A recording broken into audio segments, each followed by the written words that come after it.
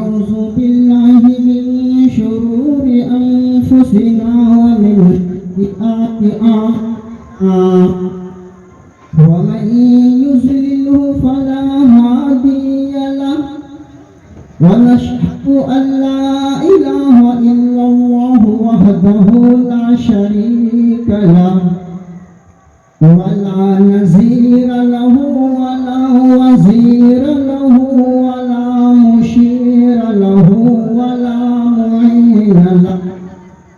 وقال النبي صلى الله عليه وسلم الحمد لله الذي أبدع الأفلاك والأرزين والصلاة على من كان نبيا وآدم بين الماء والطين. وقال النبي صلى الله عليه وسلم ولمالها ولجمالها ولحسبها ولدينها कि आज खुदा दो घरों का कर रहा है मिलन, कि आज खुदा दो घरों का कर रहा है मिलन, कितने खुश होंगे दुल्हा और दुल्हन। कि आज खुदा दो घरों का कर रहा है मिलन, कितने खुश होंगे दुल्हा और दुल्हन। मुअज़्ज़ज़ सामिईन किराम,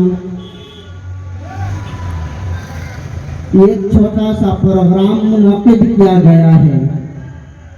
इस वजह से परसों के दिन निकाह होगा इसी दरवाजे पर, और उससे पहले ये चाहा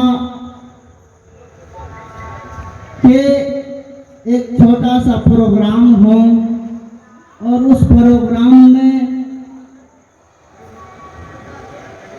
अल्लामा किराम आए, तिलावत कुरान से और नातिया या तकरीर से एक महफिल को सजाई जाए, और जिससे यहाँ के लोग के दिलों में और उसके कुलूब में एक शमा जले। इस वजह से कि जो निकाह का प्रोग्राम रखा गया है बड़ी आलीशान से रखा गया है। जनाब जमील साहब की साहबजादी का निकाह की तैयारी होने जा रही है, और इस वजह से ये प्रोग्राम रखा गया है। अब उसके बाद मैं मोहम्मदपुर चंपानगर से 3 बजे निकला, अभी पहुंचा, और जैसे पहुंचा हमारे हाथ में माइक दे दिया गया, और इससे पहले नात पढ़ी जा रही थी, और ऐसा लग रहा था जैसा कि हम लोग मदीना की गली में घूम रहे हैं। और मदीना की गलियों में आका दो जहां सरवरे कौनैन आलम सल्लल्लाहु अलैहि वसल्लम के सामने हम मुस्कुरा रहे हैं, ऐसा ही लग रहा था। जरा हमारे साथ हैं, उसके बाद में चंद बातें कहूँगा, कुछ हदीस मुबारका के मुताल्लिक, शादी ब्याह के मुताल्लिक, उसके बाद फिर मैं अपनी बात खत्म कर दूंगा। एक दफा दरूद मुबारका पढ़ रहे हैं।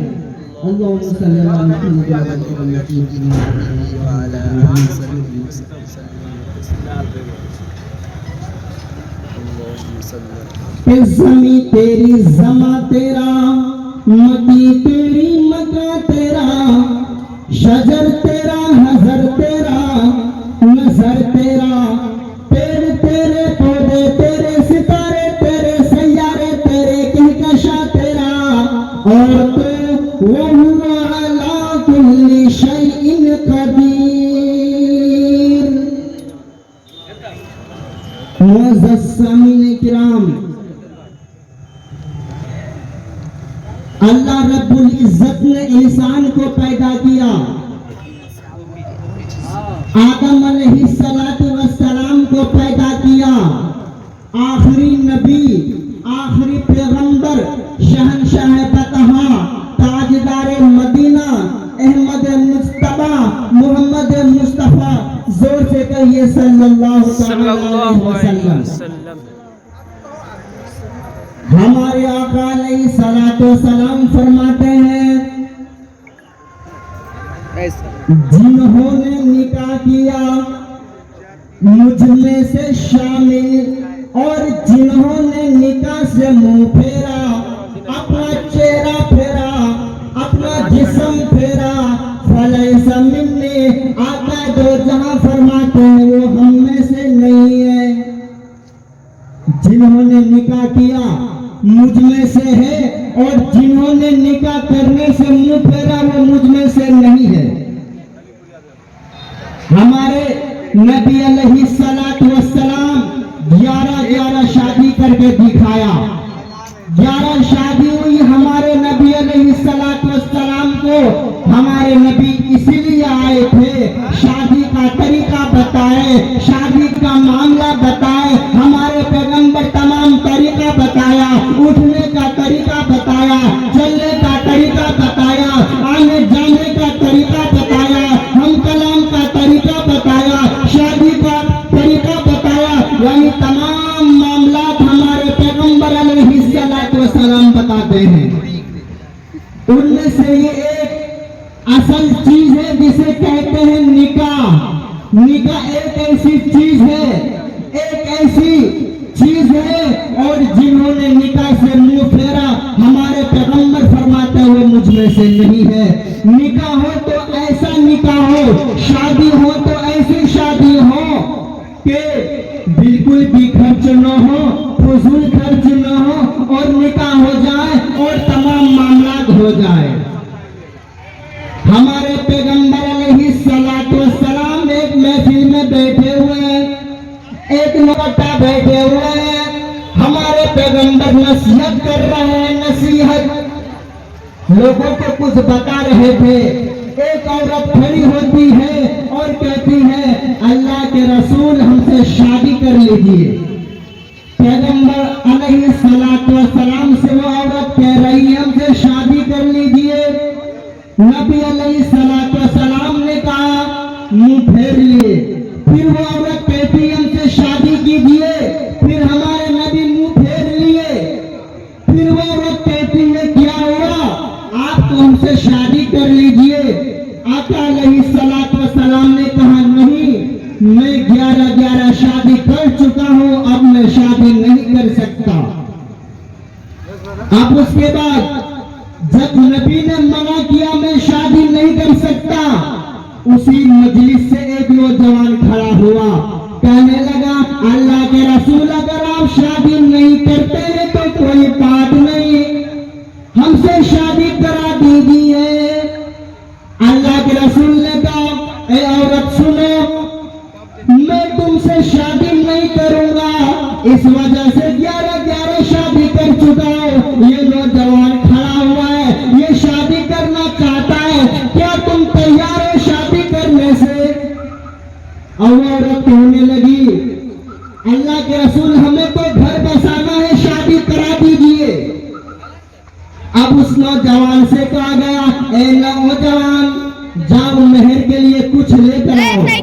वो नौजवान जा रहा है मेहर लाने के लिए, कहा मेरे घर में कुछ भी नहीं है। तलाशा घर को, मेहर में कुछ भी नहीं मिला। कहा कि जब कुछ भी नहीं है तो निकाह कहां से होगा, मेहर के लिए कुछ न कुछ देना होगा। वो नौजवान फिर घर को गया, घर में तलाशा कुछ न मिला। फिर दौड़ा आया, कहने लगा अल्लाह के रसूल कुछ भी नहीं मिला। अरे कुछ भी नहीं मिला है, जब कुछ नहीं है तो शादी कहां से होगी? अब नबी ने कहा जा लोहे की अंगूठी ही मिल जाए तो वही लेकर आओ। फिर वो नौजवान गया, उसके घर में लोहे की अंगूठी भी नहीं मिली। बताइए शादी और मेहर में देने के लिए लोहे की अंगूठी भी नहीं है। फिर अल्लाह के रसूल ने कहा पता और कुछ है तुम्हारे घर में तो लेके आओ। वो नौजवान कहने लगा अल्लाह के रसूल मेरे घर में कुछ भी नहीं है तो मेहर में क्या दोगे? फिर उन्होंने कहा अल्लाह के रसूल सिर्फ एक लुंगी है, एक तेमद है जिसे मैं अपने कमर पर बांधता हूँ और बांध कर सो लेता हूँ, एक के सिवा कोई दूसरा नहीं है। फिर कहा गया एक काम कर लो, लुंगी मेहर में दे दो, अब शादी कर लो इस औरत से। अब कहा कि आधी लुंगी दे दो, और आधी लुंगी देने के बाद न मेरा कुछ होगा न उसको कोई काम में आएगा, लेकिन इतना है पहनने के लिए वो लुंगी तो नहीं, लेकिन बिछाने के काम में आ जाएगा। अब नौजवान ने कहा मेरे पास तो कुछ नहीं है, अब मैं निकाह पढ़ के क्या करूं, मैं शादी करके क्या करूं? अब वो नौजवान उस महफिल से उठा और जाने लगा। जब उस नौजवान के पास कुछ नहीं है मेहर के लिए, मेहर अदा करने के लिए, जब वो उठकर जाने लगा, अल्लाह के रसूल ने आवाज दी, ऐ नौजवान, ऐ भाईजान, ऐ मेरे दोस्त सुनो, तुम्हारे पास तुम शादी करने के लिए तैयार हो, लेकिन मेहर में कुछ भी नहीं है। ये पता कि तुम्हें कुरान कितना याद है। सुनाने लगे हमें फला फला सूरतें याद है, सूरत में देखे याद है या बगैर देखे? वो नौजवान ने कहा हमें तो बगैर देखे याद है। अब उस नौजवान से कहा गया, ए नौजवान सुनो, तुम शादी करने के लिए तैयार हो, लेकिन तुम्हारे पास मेहर देने के लिए कुछ नहीं है। तुम्हें कुरान करीम की सूरतें याद है। उस औरत से कहा गया, ए औरत बताओ, मेहर में और ये कुरान करीम तुम्हें याद करा देगा, ये मेहर तुम लेने के लिए कबूल करती हो या नहीं? वो औरत खड़ी हो जाती है और कहने लगती है, अल्लाह के रसूल, जिसके निकाह में, जिसकी शादी में और मेहर में कुरान करीम पढ़ दिया जाए, कुरान करीम याद करा दिया जाए और पढ़ाने वाले मोहम्मद हो, उसकी शादी का क्या कहना, उसके ब्याह का क्या कहना, उसके निकाह का क्या कहना? आया समझ में कुछ?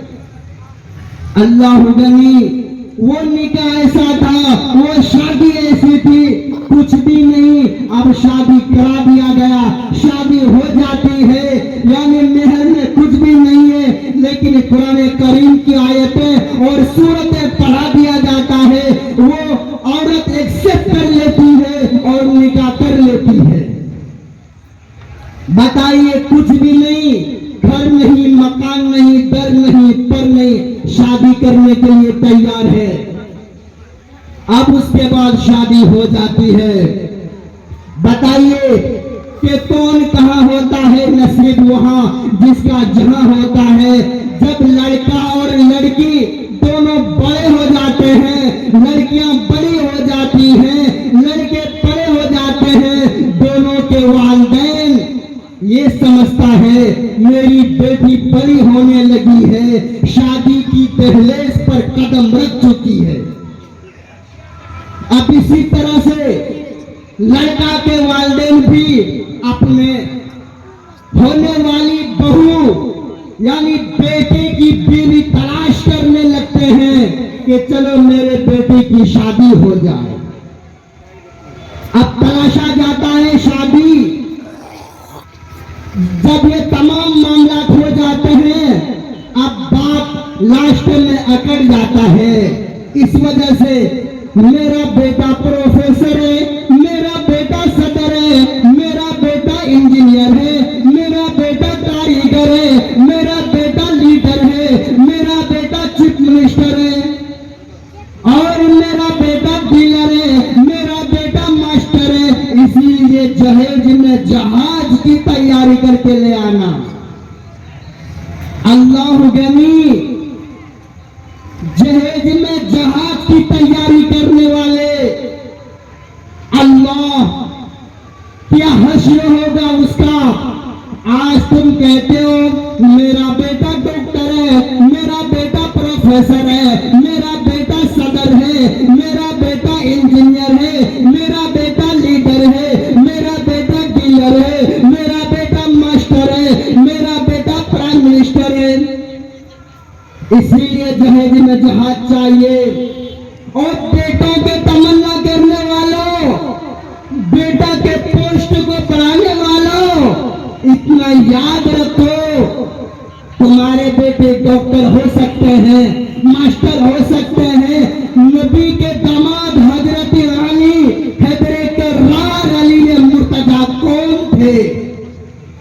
आपने कभी जाना नहीं, आपने कभी पहचाना नहीं, आपने कभी तलाश नहीं किया, हजरत अली के बारे में कुछ पता न किया। हजरत अली वो थे, हजरत वो थे, इल्म का पहाड़ कहा गया। अगर इल्म के मसले मालूम करना होता था तो लोग अली के पास जाते थे। तो हमारे नबी ने हजरत अली को तलाशा, और अली के पास तो कुछ भी नहीं है, न घर है, न दर है, न पर है। नबी के यहाँ गुलामी करते हैं, जो नबी देते हैं बस खा लिया करता है, अब कुछ भी नहीं है। हमारे नबी अलैहिस्सलाम फरमाते हैं, ऐसी शादी की जाए जहाँ 1 रुपए भी खर्च न हो, कुछ भी खर्च न हो, शादी हो जाए। आज कौन मानेगा? कोई नहीं मान सकता। अब यह लड़की की शादी में काफी तैयारियां होती हैं 2 साल से। अब लड़के के यहाँ ये तैयारी हो रही है कि नहीं, हमारी शादी होने वाली है, कुछ न कुछ लेंगे ही, बगैर शादी का हम पे बात नहीं करेंगे। अल्लाह गनी कि कौन कहाँ होता है, नसीब वहां जिसका जहां होता है। 2 दोस्त थे, रास्ते चलते चलते एक दोस्त ने कहा, एक काम करो, फला घर है, उस घर में जाओ, मैंने इस घर वाले से एक बात कह रखी है कि अपनी बेटी को हमसे शादी करा देना, जाओ इसके बाप से बातचीत करके आओ। रास्ता चलते चलते दोस्त ने कहा, ठीक है मैं जाता हूं, इसके घर से कुछ बातचीत करके आता हूं। जब दोस्त ने गया, एक दोस्त बाहर खड़े हैं, एक दोस्त अंदर गया, लड़की के बाप से बातचीत की। लड़की के बाप ने कहा, एक काम कर लो, तुमने जिसका पैगाम लाए हो उस लड़का से अपनी बेटी की शादी नहीं कराऊंगा, अगर तुम करना चाहते हो तो बताओ। बताइए रिश्ता किसका लेकर गया था, अब रिश्ता किसका हो रहा है? लड़की के बाप ने कहा तुम करना चाहते हो तो बता दो। अब उसके बाद लड़की के बाप ने कहा क्या हुआ? उस दोस्त ने कहा मेरे दोस्त का रिश्ता मैं लेकर आया हूं, तुम कह रहे हमसे शादी करने के लिए, ये क्या मामला है?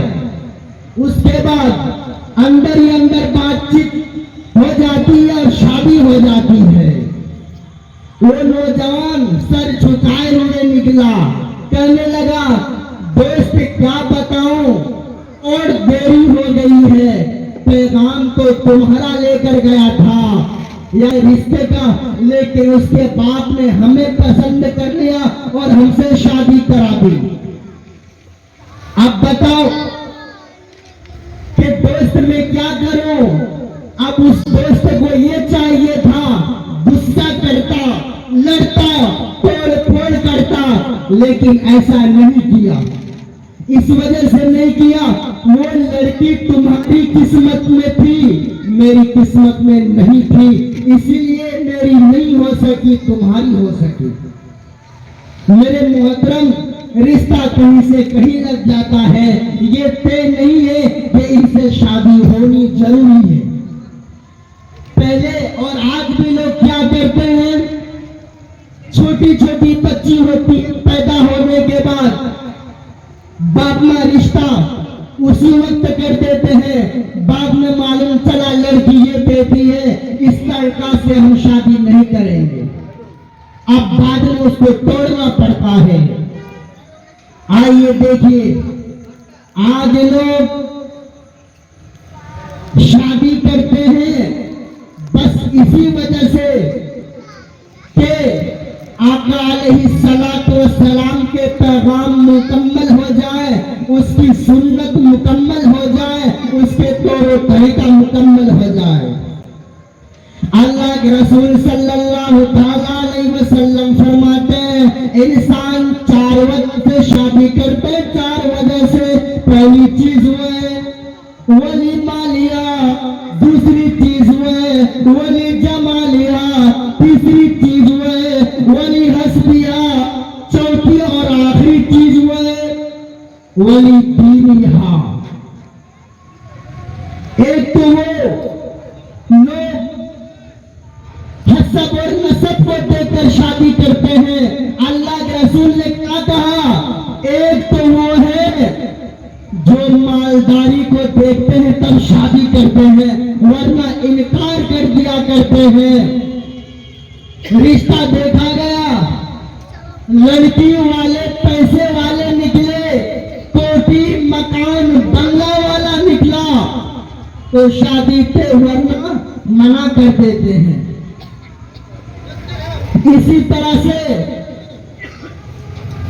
कुछ लड़के वाले ऐसे होते हैं, लड़के तलाशने के लिए उसका भी माल देखा जाता है, जमीन जायदाद देखा जाता है, उसकी हैसियत उसकी औकात देखी जाती है, उसके बाद शादी को तय करते हैं।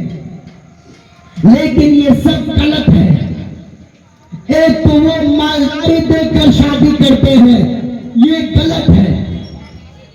दूसरा वो जमालिहा, लोग खूबसूरत लड़की मिले तो रिश्ता तय करो वरना मना कर दो। ऐसा भी नहीं होना चाहिए। मालदारी छीनी जा सकती है, मालदारी को लूटा जा सकता है, कोई तुमसे छीना जा सकता है। लेकिन इतना याद रखना, और खूबसूरत लड़की तलाश करने वाले नौजवान या लड़की खूबसूरत तलाश करने वाली लड़कियां, इतना याद रखा करें। कुछ लोग इसमें होते हैं कि लड़की खूबसूरत मिले शादी कर लें, लेकिन खूबसूरत लड़की शादी करके लाओगे, तुम्हारे घर में रहेगी, आराम से रहेगी, तुम दिल्ली जाओगे, पंजाब जाओगे, हरियाणा जाओगे, पता नहीं काम के लिए कहां कहां जाओगे, लेकिन तुम्हारे दिमाग में फुतूर भरा हुआ रहेगा, मेरी बीवी जमीन है, उनसे कोई आके मिल न ले, मेरी बीवी से कोई रास्ता न लग ले।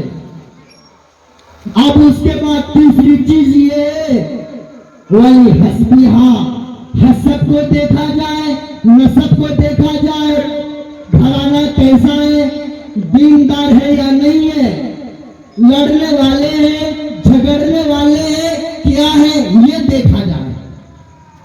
आखिरी और चौथी चीज वो है वली दीनिहा, दीनदारी होगी तो शादी तय कर लेना चाहिए। दीनदारी में तमाम चीज आ गई, जिसके अंदर में दीनदारी होगी, चाहे मालदारी नहीं है तो चल जाएगा। लड़का कहीं जाएगा, उसके दिल में ये बात रहेगी, हमारी जो बीवी आई है वो तो अच्छे घर की है, नमाज पढ़ती है। अब इसी तरह से लोगों को जोड़ती है नमाज पढ़ने के लिए, दीनदारी के लिए। अगर दीनदारी देखी जाए तो बहुत अच्छा है। अब इसके बाद आगे देखिए,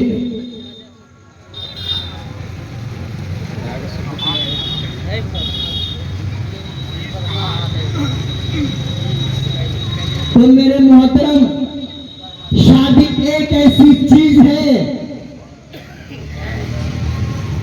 आदम अलैहिस्सलाम जब दुनिया में आए, आने के बाद उसे भी शादी करनी पड़ी, यहाँ तक कि आखिरी पैगंबर अलैहिस्सलाम को भी शादी करनी पड़ी।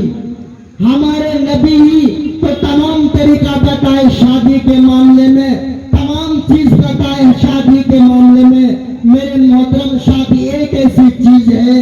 इसीलिए शादी में दीनदारी देखी जाए, उसके बाद रिश्ता तय किया जाए।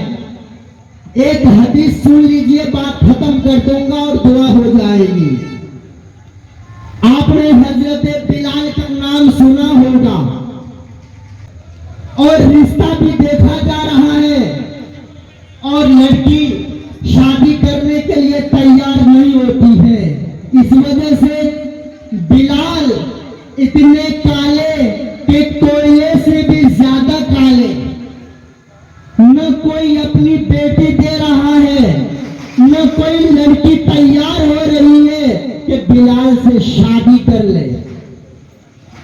लिहाजा बिलाल से शादी करने के लिए कोई लड़की तैयार नहीं हो रही है।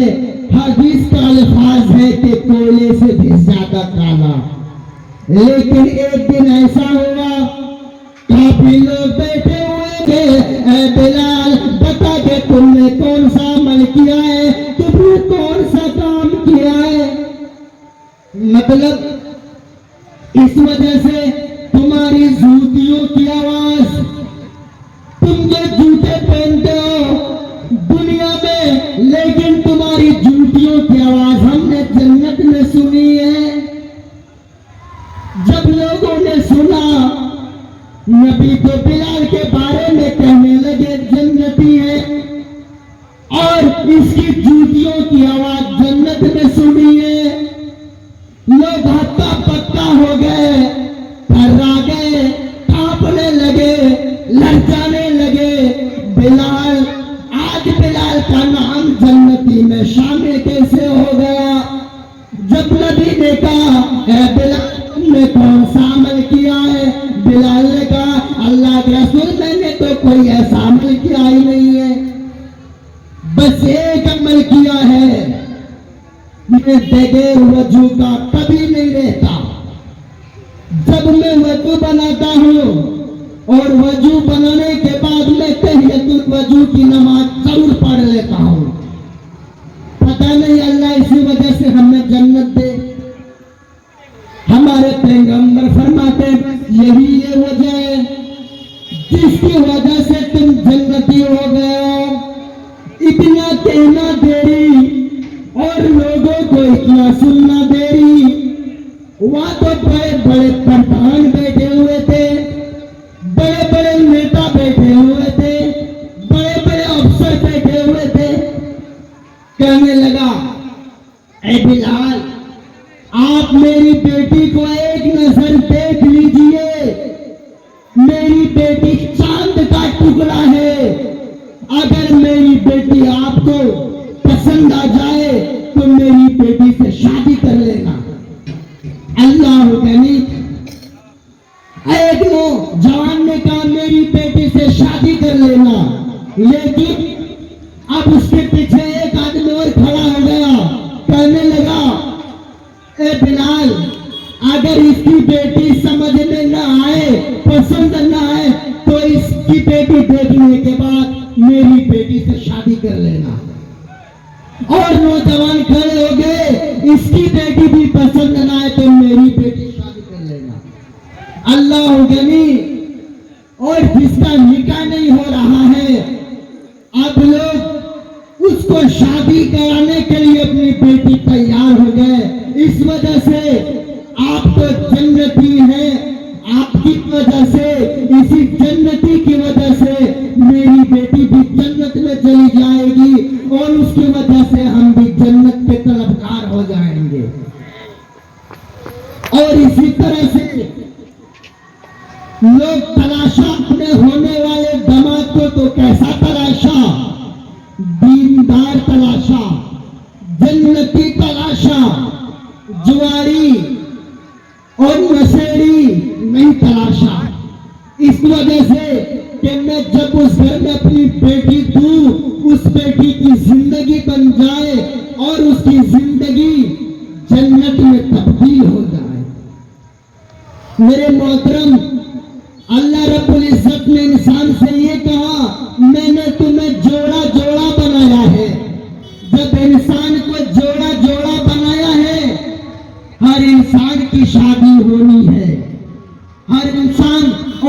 शादी करने से मुंह फेर लेगा, अल्लाह के रसूल फरमाते हैं वो हम में से दूर होगा।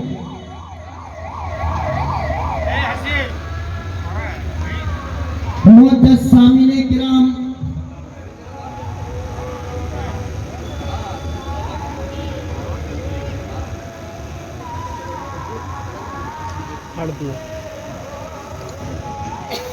मुअज़्ज़ज़ सामीने किराम, कुरान ने क्या कहा शादी के बारे में? कैसे तलाशे? मोमिन तलाशे, लड़का भी मोमिन हो, लड़की भी मोमिन, दोनों मोमिन हो तब शादी की जाए। आज के नौजवान क्या करते हैं? मोहब्बत की प्रेम किया, लड़की लेकर आ गया, अब कहने लगा चलो गैर मुस्लिम में से शादी करो। कुरान ने क्या कहा है? मोमिना लड़की को तलाशा जाए। अब मोमिन मर्द भी हो तब शादी होगी, ऐसा नहीं एक चक्का अगर साइकिल का हो और एक चक्का ट्रक का, वो गाड़ी कैसी होगी? जब ये गाड़ी नहीं चल सकती तो हिंदू मुस्लिम की शादी कैसे चलेगी? अल्लाह के रसूल ने क्या कहा? नेक और मोमिन दोनों हो तब शादी, नहीं तो अभी रुक जाए। तो ये तरीकाकार होना चाहिए शादी का। और आज लोग शादी में अपनी बेटी को भर भर कर सामान देते हैं। कभी अली से पूछे, अली आप भी तो नबी के दामाद हैं और आपके लिए दहेज में क्या दिया गया? इतना याद रखे हमारे मुसलमान भाई, अली को दिए गए थे तोहफतन, जरूरियात के लिए। अली के घर भी नहीं थे, अली के घर में जरूरत के लिए सामान दिया गया था। वो कौन कौन सा सामान था? वो 5-7 सामान थे, जिसमें से एक 4 पाई थी और एक मश्क पानी के लिए, एक तकिया, गद्दा भी ऐसा, खजूर के पत्ते ठूसे हुए थे उस गद्दा में, और तकिया भी ऐसा, खजूर के पत्ते उसमें ठूसे हुए थे। एक प्याली जिसे कहते हैं कटोरा, स्टील का भी नहीं, लोहे का भी नहीं, अल्युमिनियम का भी नहीं, तांबा का भी नहीं, लकड़ी का प्याला। एक मश्क पानी के लिए एक चक्की दी गई थी। ये 5-7 सामान दिए गए थे। हमारे नबी अलैहिस्सलातु वस्सलाम अपनी बेटी को हजरत अली के घर में रुखसत कर दिया गया। आज लोग कहते हैं हमें भर भर के सामान होना चाहिए, हमें भर भर कर ये सामान होना चाहिए। ये गलत है। आप तो बेटा हट्टा कट्टा नौजवान है, लेकिन बेटा कुछ नहीं बोल रहा है, और बेटा के जो बाप है वो कह रहा है। क्या कह रहा है? मेरा बेटा हट्टा कट्टा मुस्तमंद तगड़ा और पसमानता सीना वाला है, और 50,000 महीने का कमाता है, और क्लिनिक पर बैठता है, इसीलिए जहेज का हमें पूरे सामान तैयारी कर ले आना। आप बताइए, जहेज का सामान तैयार किया जाता है, उनसे पूछा जाए जिसकी 4-4, 5-5 लड़कियां हैं और वो किराए के घर पर रहते हैं, उसका क्या होगा? उसका क्या बनेगा? और उसके जिस्म पर जो इज्जत लूटी जाएगी, जितने भी चौधरी हैं सबका उसमें हिस्सा मिलेगा गुनाह का। इसीलिए कहा गया, ये मत देखो कि गांव के चौहान अपनी बेटियों की शादी धूम धमाके से कैसे कराते हैं। ये मत देखो कि गांव के नेता, गांव के प्रधान और गांव के बड़े बड़े लीडर बेटी और बेटियों की शादी कैसे कराते हैं, बल्कि वो देखो हमारे नबी अलैहिस्सलातु वस्सलाम अपनी बेटियों की शादी कैसे कराई, ज़ैनब की शादी कैसे कराई, रुकैया की शादी कैसे कराई, उम्मे कुलसूम की शादी कैसे कराई। अगर ये देख लेंगे तो कामयाब और कामरान हो जाएंगे। किसी भी बेटी की शादी में दहेज नहीं दिया, और न अपनी 11 शादी की, न किसी शादी में बीवी से या बीवी के होने वाले बाप से दहेज का सामान लिया, नहीं लिया। इस वजह से नहीं लिया कि आने वाली उम्मत क्या कहेगी। मेरे मोहतरम, आज के नौजवान को जब तक न मिल जाए, अब उसके बाप रुकता नहीं है। बाप कहता है मेरा बेटा तगड़ा है, इसीलिए दहेज की तैयारी करके ले आना। बेटा तो खामोश है, लेकिन बाप की चाहत है। बताइए, बाप की चाहत हो रही है। मेरा तो एक लौता बेटा है, अब सामान मिले तो शादी, नहीं तो मना कर दिया जाता है। इसी तरह से एक जगह शादी का पैगाम था, लड़की की शादी की बात होने लगी। अब उस जगह मैं भी पहुंचा और हमसे कहा लड़की के बाप ने पूरे 1 लाख रुपए हैं, लड़का के हवाले कर दिया जाए, लेकिन पूरे 1 लाख में 100 रुपया कम निकला। लड़का ने उठाकर फेंक दिया। इस वजह से फेंका, हमें पूरे 1 लाख मुकम्मल चाहिए, इसमें 100 रुपया कम था, फेंक दिया उठाकर। जब 100 रुपए मिलाकर दिया, पूरे 1 लाख हुआ। वो पैसा लड़का लेकर जाता है, अपनी माँ की गोद में फेंक कर रोने लगता है, कहने लगता है अम्मी तुमने इस पैसा के चक्कर में, यानी 1 लाख रुपए में हमें बेच दिया। फिर वही दामाद होने वाले ससुर को कहा अब्बू आप 1 लाख रुपए दे देंगे तो क्या हो जाएगा, आपने ये नहीं देखा तुम्हारी बेटी को मैं जिंदगी भर कमा कर खिलाऊंगा। बताइए, वो नौजवान ससुर जी से कह रहे कि तुम्हारी बेटी को जिंदगी भर कमा कर खिलाऊंगा, इसी आवाज में हमें 1 लाख रुपए मुकम्मल चाहिए। अल्लाह गनी, ऐसी शादी, और फिर उस शादी से क्या होगा, क्या बात बनेगी। इसीलिए शादी वही करें जहां से इज्जत हो, जहां से एहतराम हो। तो लड़की आए, नई नवेली दुल्हन बनकर आए, वो लड़की घर में हर किसी को सम्मान करे, इज्जत करे, एहतराम करे।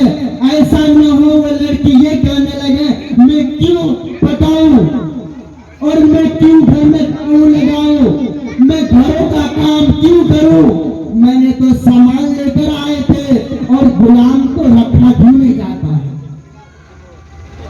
मेरे मोहतरम, शादी हो बिल्कुल सादगी वाली, शादी हो बिल्कुल अच्छी वाली, शादी हो वो जिसके अंदर में प्यारे पैगंबर अलैहिस्सलातु वस्सलाम का उसमें जिक्र हो, और उस शादी में नबी की सुन्नत हो।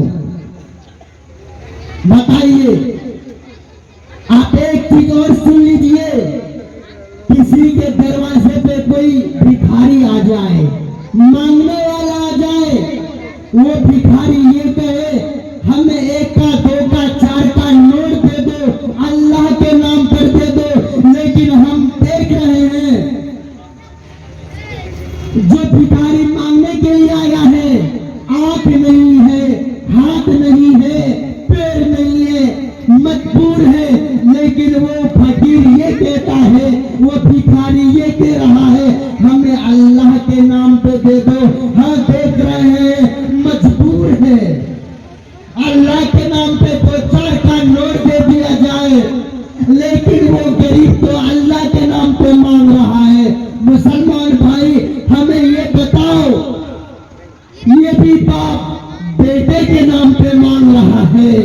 और 50,000 का महीना कमाता है, क्लिनिक चलाता है, डॉक्टरी करता है, यानी एक बाप बेटा के नाम पे मांग रहा है और एक भिखारी अल्लाह के नाम पे मांग रहा है। आप ये फैसला करें दोनों में इंटरनेशनल भिखारी कौन है? बात समझ में आएगी। ये फैसला करके बताएं दोनों में इंटरनेशनल भिखारी कौन है। हमने माना ये तो गरीब है, चलो अल्लाह के नाम पे दे दिया जाए, लेकिन ये बाप बेटे के नाम पे मांगता है कि ऐसे लोगों पर अल्लाह की लानत होगी। इसीलिए कहा गया है कि जहेज का अरमान रहेगा वो शख्स जिंदगी में परेशान रहेगा। कि 2 लाख नगद चाहिए, टीवी भी चाहिए, गाड़ी भी हीरो होंडा, बीवी भी चाहिए। आजकल का लड़का बड़े बेशऊर है, लेकर तिलक जहेज फुटानी में दूर है। अल्लाह उनको कितना अच्छा मेहरबान रखेगा और वह शख्स जिंदगी में हमेशा परेशान रहेगा। तो मेरे मोहतरम, जहेज के नाम ले रहा हो, जहेज के नाम पर शादी करने वाले वो जिंदगी भर बर्बाद रहेगा। अब उसकी ही शादी करने के बाद तलाक की नौबत क्यों आती है? इस वजह से तुमने एक हड्डी देखी और शादी कर ली। तो मेरे मोहतरम, वही शादी हो जिसके अंदर में लड़का ये न कहे कि चलो हमें खैरात मिल रही है। इसीलिए और कहा गया है कि अजीब माजरा है हजरात, देखिए दामाद मांगता है खैरात, देखिए। मेरे मोहतरम, कहने की बहुत सी बातें हैं, अब दुआ हो जाएगी, कभी मौका दीजिएगा इंशाअल्लाह बोलूंगा।